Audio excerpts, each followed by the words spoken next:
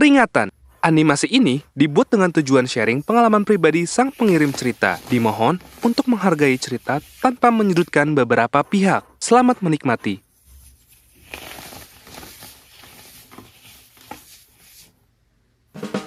Halo guys, kenalin nama gue Lina. Gue adalah mahasiswi asal Yogyakarta yang saat ini sedang magang di salah satu perusahaan ternama di Jakarta. Yap, saat ini gue sedang merantau jadi anak ibu kota.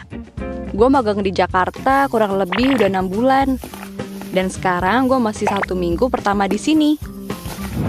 Ya, so far so good sih. Belum ada sesuatu yang gimana-gimana gitu di sini. Semuanya masih sangat aman, tentram, dan damai. Di tempat magang gue tuh orang-orangnya baik banget. Gue sampai kaget. Ternyata orang Jakarta pada baik-baik ya. Apakah ini ilusi Genjutsu Uchiha Itachi? Oh, tentu saja tidak. Semuanya real. Kebaikan mereka tuh terasa banget sampai hati gue suka ngerasa nyes sendiri. By the way, mereka sering banget bantu gue kalau ada pekerjaan yang gak gue tahu. Mereka suka banget beliin gue makanan kalau gue harus lembur. Ya kali deh lembur gak ada asupannya. Mereka juga suka ajak gue makan siang bareng di kafe depan kantor. Pokoknya mereka tuh senior-senior yang baik banget. By the way, ngomongin senior-senior gue di kantor, ada satu nih kakak pembimbing gue yang baiknya kok agak beda ya. Dan kayak lebih intens ngasih perhatian ke gue gitu. Namanya Kak Rafli. Dia kakak pembimbing gue yang super duper baik banget. Pokoknya gak ada duanya. Apalagi si kok bagi duo. Nah, Kak Rafli tuh ya udah cakep, pinter, perhatian. Pokoknya gak ada kurangnya deh. Quick, diakah belahan jiwaku yang selama ini gue cari. Saking perhatiannya, Kak Rafli ini udah kayak pacar gue rasanya. Setiap makan siang ditemenin, setiap lembur juga ditemenin. Alih-alih jaga-jaga kalau gue kesusahan. Padahal mah gue tahu dia lagi modus nih. Pede abis. Bulan demi bulan berlalu. Gue sama Kak Rafli juga makin deket. Sampai di bulan ketiga gue di sini, Kak Rafli nembak gue di kafe depan kantor sewaktu makan siang. Bawa bunga sama bawa coklat. Yah, gimana gue gak kelepek-kelepek.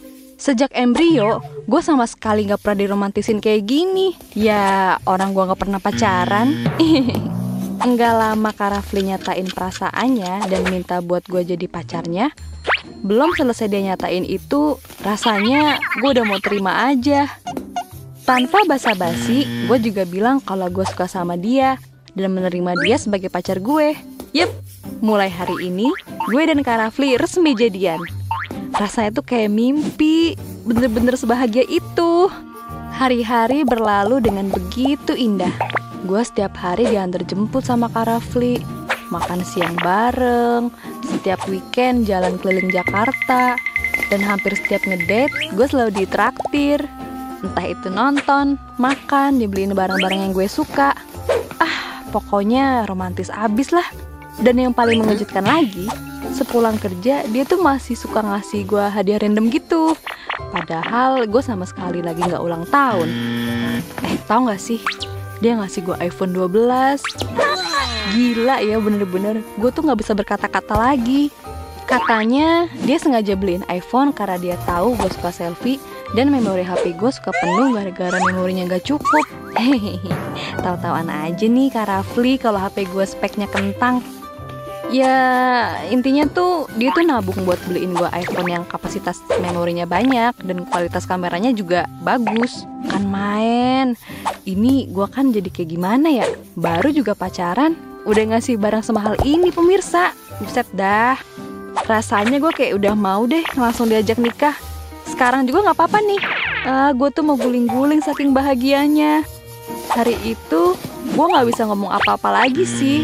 Dan gue bertekad untuk berusaha menjadi wanita yang dia inginkan karena dia udah ngasih semuanya buat gue. Seenggaknya itu yang terlintas di dalam benak gue saat itu. Waktu pun berlalu. Hari ini tepat 1 bulan terakhir gue magang di kantor ini. Pekerjaan gue di sini juga udah mulai sedikit dan gue udah mulai ngerjain laporan hasil magang gue. Kebetulan ada satu temen gue yang juga lagi magang di daerah Jakarta. Jadi gue bisa ngerjain laporan magang bareng dia.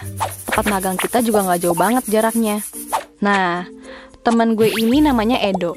Teman kelas yang cukup aktif dan lumayan pinter. Jadi ya lumayan lah ya buat bantu. Hari ini rencananya gue sama Edo janjian buat bikin laporan bareng sepulang magang. Pas gue siap-siap mau OTW, Kak Rafli udah nungguin gue di parkiran. Gue lupa bilang kalau hari ini gue mau ketemu Edo. Mumpung ketemu, akhirnya gue sekalian izin. Setelah gue izin, Kak Rafli mulai agak beda. Ekspresinya kayak marah gitu. Tapi karena gue udah terlanjur janji sama Edo, ya akhirnya gue buru-buru pamit dan samperin si Edo. Keesokan harinya, Kak Rafli tiba-tiba datengin kosan gue. Dia marah-marah. Dia minta gue jauhin Edo. Padahal kan gue sama Edo gak ada apa-apa. Cuma saling bantu ngerjain laporan, dan itu cuma sekali. Tapi Kak Rafli gak mau denger penjelasannya. Dari situ, Kak Rafli berubah 180 derajat. Dia sering banget marah-marah gak jelas, nyerocos ini itu, sampai semua jenis nama binatang dia keluarin. Bahkan gak jarang dia main tangan. Plak-plok, plak-plok, ceplas. Tangan dia tuh enteng banget buat nyakitin gue. Jujur, gue gak kuat banget sama perubahan sifat dia. Ternyata orang yang gue pikir terbaik buat hidup gue sendiri justru orang yang bakal jadi mimpi buruk buat hidup gue. Akhirnya gue minta putus. Tapi dia gak mau diputusin. Sampai dia ngacem-ngacem gue yang enggak. Nih orang bener-bener gak waras. Gak pernah gue takut ini sama cowok. Bener-bener udah gak kuat dan akhirnya gue stres banget. Sampai akhirnya gue coba share di Twitter tentang pengalaman percintaan gue lewat thread yang gue bikin. Dan tanpa disangka, ternyata threadnya trending.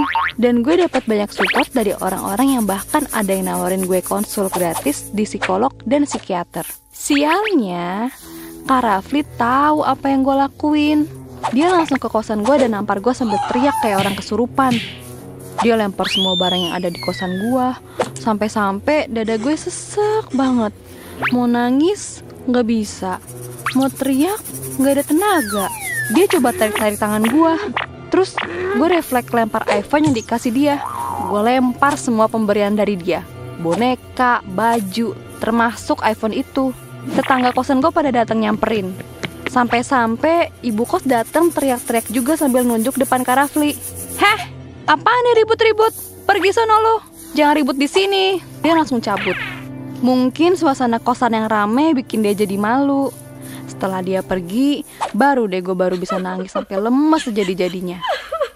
Seminggu setelah kejadian ini, gue baru ngeberaniin diri buat ke kantor lagi untuk ngurus laporan gue dan sekalian pamit. Semua senior di sana gak ada yang tahu tentang kejadian ini. Jadi gue mutusin buat buru-buru pamitan. Waktu gue jalan keluar, gue ngeliat Kak Rafli dari arah lobi. Refleks, gue langsung keluar cari jalan lain biar gak ketemu sama si brengsek itu. Akhirnya gue balik ke Yogyakarta bareng sama si Edo plus kondisi mental gue yang masih hancur lebur. Gue coba berobat dan gue coba konsultasi sama psikiater dulu dengan semua hal yang udah gue lakuin. Rasanya sakit banget. Membekas banget apa yang udah dia lakuin ke gue bener-bener buat gue trauma. Perlahan tapi pasti kondisi gue mulai membaik.